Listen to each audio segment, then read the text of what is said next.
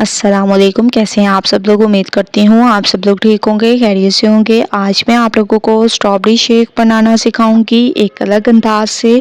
तो आप लोगों ने पूरी रेसिपी को देखना है और मुझे अपना फीडबैक ज़रूर देना है। इंशाल्लाह आप लोगों को ये रेसिपी बहुत ज़्यादा पसंद आएगी। तो स्ट्रॉबेरी शेक बनाने के लिए सबसे पहले आप लोगों ने स्ट्रॉबेरी ले लेनी है और इनको अच्छे तरीके से वॉश कर देना है। इनको चेक कर देना है कि कहीं से ये ख़राब ना हो, ठीक है। कोई भी आप लोगों को इसका हिस्सा ख़राब लगे तो छोटे से आप लोगों ने इसको रिमूव कर देना है, वरना आप लोगों का स्ट्रॉबेरी शेक बिल्कुल भी अच्छा नहीं बनेगा। तमाम स्ट्रॉबेरियों को मैंने इसमें डाल दिया जूसर जग में। इसके बाद इसमें आप लोगों ने तकरीबन 1.5 कप तक दूध ऐड कर देने हैं, ठीक है।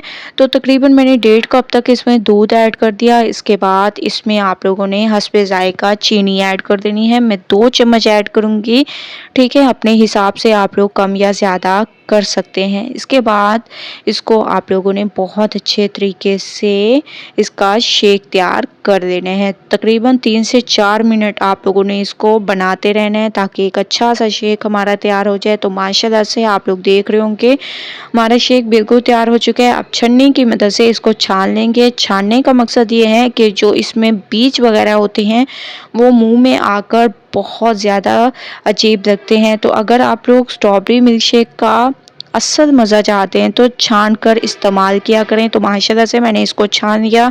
साफ़ सुथरा हमारा स्ट्रॉबेरी मिल्क शेक बिल्कुल तैयार हो चुका है एक अमेजिंग तरीके से।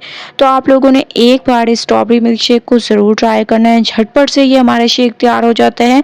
ट्राई करें, मुझे अपना फीडबैक ज़रूर दें। इंशाल्लाह कल न्यू रेसिपी के साथ हाजिर होंगी। तब तक के लिए अल्लाह हाफिज़।